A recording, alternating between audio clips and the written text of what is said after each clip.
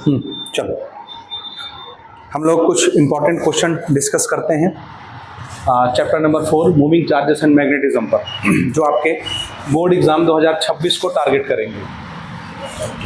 ठीक,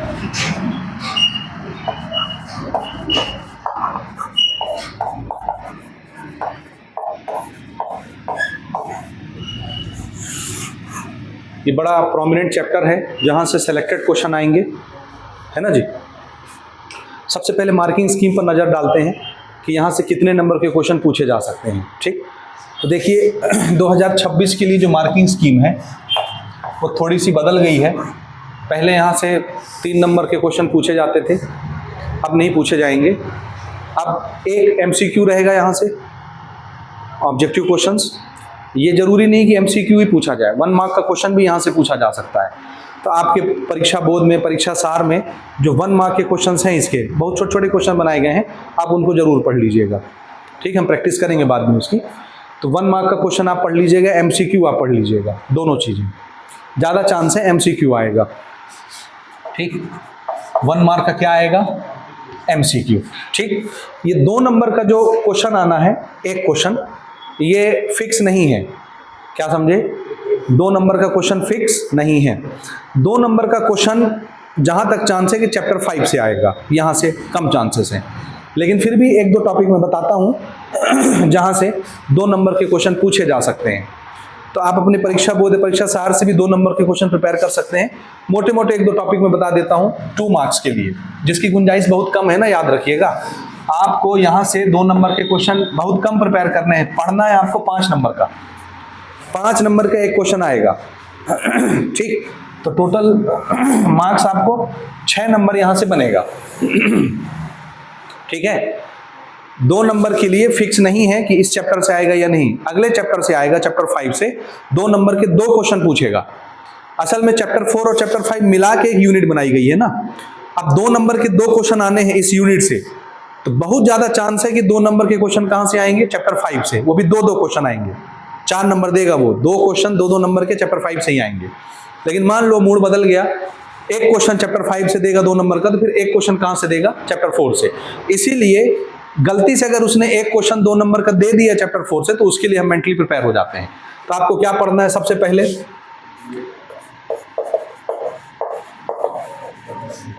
2 नंबर की पहले बात करते हैं। सबसे पहले 1 एम्पियर का डेफिनेशन पढ़ लीजिए। 1 एम्पियर करंट कैसे डिफाइन करते हैं। ठीक,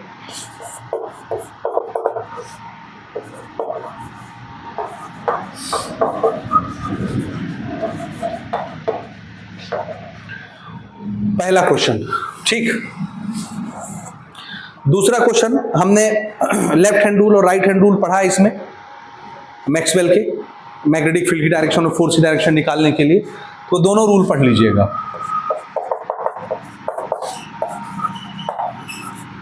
first hand plus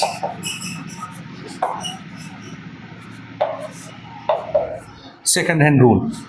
magnetic field की डायरेक्शन निकालने के लिए दोनों रूल पढ़े हैं आपने। ऐसे राइट एंगल क्या कहते हैं, तीनों उंगलियां स्ट्रेच करके परपेंडिकुलर, मैग्नेटिक फील्ड, वेलोसिटी और फोर्स का डायरेक्शन हम निकालते थे। दोनों लेफ्ट और राइट हैंड दोनों आपको पढ़ लेना, इस पर क्वेश्चन पूछा जा सकता है। ठीक है, इसके अलावा आपको यहाँ से मूविंग कॉइल गैल्वेनोमीटर से रिलेटेड छोटे छोटे जो क्वेश्चंस मिलेंगे, आप अपनी परीक्षा बोर्ड परीक्षा सार में देखिए, 2 नंबर के उन्होंने क्वेश्चन बनाए बहुत सारे। तो उसमें जो मूविंग कॉइल गैल्वेनोमीटर से रिलेटेड क्वेश्चन होंगे वो आप प्रिपेयर कर लीजिएगा। जैसे मूविंग कॉइल गैल्वेनोमीटर में कॉनकेव शेप के क्या कहते हैं मैग्नेट्स क्यों लगाए जाते हैं? ऐसे रेडियल लगते हैं ना, ऐसे कटे हुए स्फेरिकल मैग्नेट क्यों लगता है वो? ठीक है, तो उससे रिलेटेड जितने भी क्वेश्चन है आप जरूर पढ़ लीजिएगा। मूविंग कॉइल गैल्वेनोमीटर से रिलेटेड 2 मार्क के क्वेश्चन, बहुत छोटे छोटे हैं। मूविंग कॉइल गैल्वेनोमीटर से रिलेटेड छोटे छोटे क्वेश्चन।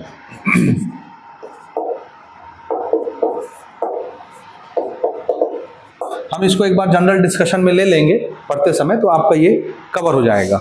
ठीक है, इसके अलावा लॉरेंज फोर्स आपको पढ़ना है। ये सब छोटे छोटे फॉर्मूले हैं ना।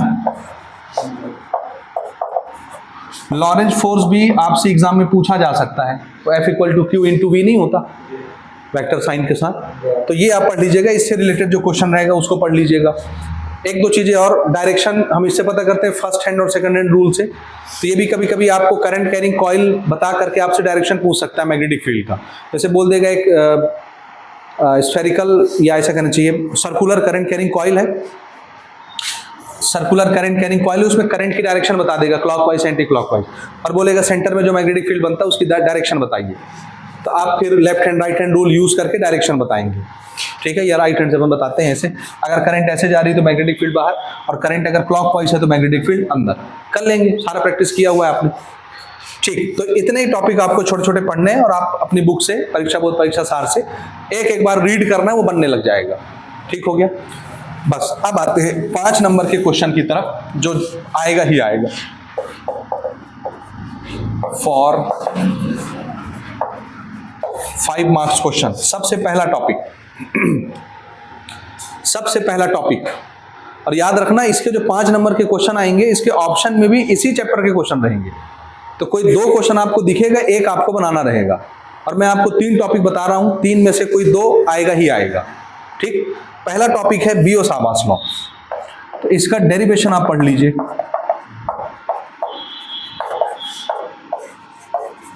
इसका डेरिवेशन, और साथ में इसका एक एप्लीकेशन पढ़िए। एप्लीकेशन कौन सा?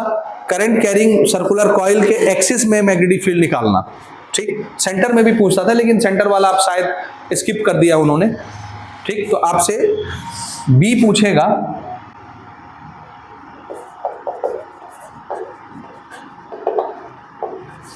Expression of magnetic field intensity at A point on the axis of A current carrying circular coil. ठीक। तो आपको बियोसावार्ट्स लॉ का डेफिनेशन और डेरिवेशन पढ़ना है, ठीक है, याद रहेगा।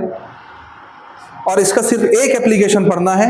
इस तरह हमने कॉइल बनाई थी, उसके सेंटर से एक्सिस जाती है, यहां पर मैग्नेटिक फील्ड निकालना था r डिस्टेंस दूर, या जो भी आप डिस्टेंस लेते हैं। इसका रेडियस हमने a लिया हुआ था, याद आया। यहां से मैग्नेटिक फील्ड ऐसे बनता था, यहां से मैग्नेटिक फील्ड ऐसे बनता था, याद आया। इसके आपने कंपोनेंट बनाए थे ऐसे 2-2, याद आ गया ना। ठीक। तो इसके लिए आपको मैग्नेटिक फील्ड निकालना है x डिस्टेंस दूर, है ना जी। ठीक है, ठीक है। तो ये आप प्रिपेयर कर लीजिएगा, ये डेरिवेशन आ सकता है। मोस्ट इंपॉर्टेंट है भैया, ये मोस्ट इंपॉर्टेंट। दूसरा, सेकंड मोस्ट इंपॉर्टेंट आपको पढ़ना है एम्पियर सर्किटल लॉ का definition.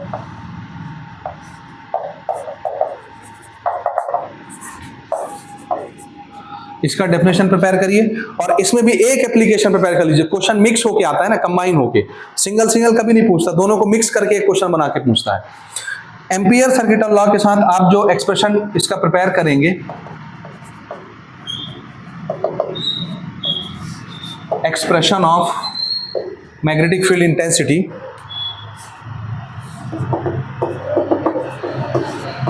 Inside a solenoid. Solenoid के अंदर कितना मैग्नेटिक फील्ड होता है वो आपको निकालना है एम्पियर सर्किटल लॉ से। ये जस्ट गॉस थ्योरम का फोटोकॉपी है। 4 स्टेप जैसे गॉस थ्योरम में हम पढ़ते हैं, बिल्कुल वैसे डिट्टो 4 स्टेप इसके भी हैं।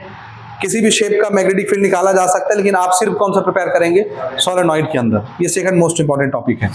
तीसरा, और इन सबसे ज्यादा जिसके आने की चांसेस 99% है, वो है मूविंग कॉइल गैल्वेनोमीटर का पूरा डिस्क्रिप्शन।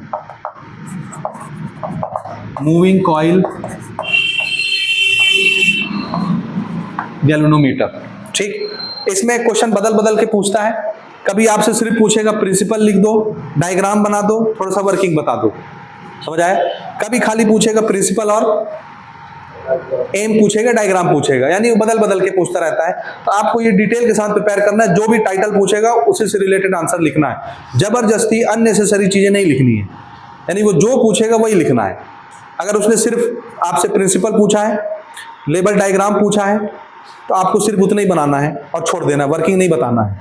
समझ आई बात। डायग्राम जब भी बनाएंगे बहुत सुंदर बनाइए, हर पार्ट को लेबल कीजिए। डायग्राम आप कैसे बना सकते हैं, हमने वीडियोस में अलग तरीके से बताया हुआ है, बुक में अलग तरीके से बना हुआ है। आपका जो मर्जी आप वैसे बना सकते हैं। समझ गए?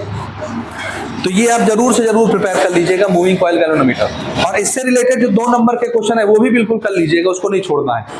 यानी ये पूछे जा सकते हैं, 1 मार्क 2 मार्क में जरूर कुछ ना कुछ आएगा।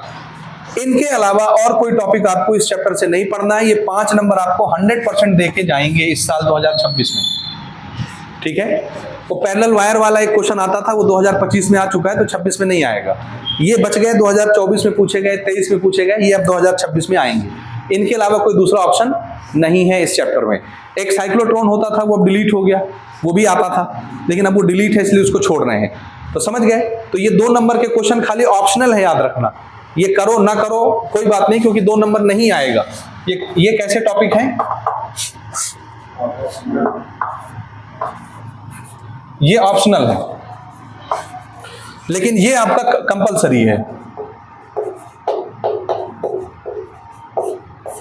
इसको नहीं छोड़ना आपने।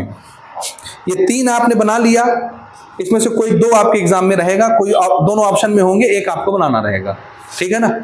तो ये आपको कितने नंबर दे के जा रहा है जी? मान लीजिए इसको इंक्लूड करते हैं, 2 नंबर का भी एक क्वेश्चन आ गया, तो क्वेश्चन की संख्या कितनी हो गई? 3, और टोटल मार्क कितने हो गए? 8। और मान लो 2 नंबर का क्वेश्चन अगर ऑप्शनल है, ये नहीं भी आता है, तो आपको 6 नंबर तो दे के जाएगा। एक तो 5 नंबर का क्वेश्चन आना ही है, और एक ऑब्जेक्टिव आना ही है, चाहे वो एमसीक्यू के रूप में दे दे, चाहे वो 1 मार्क क्वेश्चन के रूप में दे दे। तो 6 नंबर तो कहीं नहीं गया, यहाँ से 2 आ गया तो और अच्छा, ठीक, कर लेंगे इतना। तो इनको बार बार लिख लिख के प्रैक्टिस करो। इसमें बहुत मिस्टेक होता है, हमको लगता है कि हम पढ़ लेंगे रामायण जैसे, गीता जैसे, और जाके उपदेश दे आएंगे परीक्षा में, और वो फिर आपको रावण बना देगी। समझ आए? ऐसा काम नहीं करना है। फिजिक्स केमिस्ट्री की चीजों को लिख लिख के प्रैक्टिस करना होता है। आप पढ़ के रट्टा मार के डायरेक्ट परफॉर्मेंस नहीं दे सकते अपना।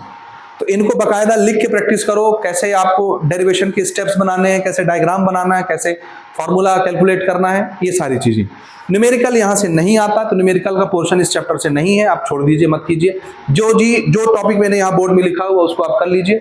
1 मार्क 2 मार्क के क्वेश्चन आप अलग से सप्लीमेंट्री के तौर पे परीक्षा बोर्ड परीक्षा सार से प्रिपेयर कर सकते हैं। इसके एमसीक्यू के प्रैक्टिस हम बाद में डिटेल से करेंगे, रिकॉर्ड भी करवाएंगे। ठीक हो गया? हो गया ये? चलो जी।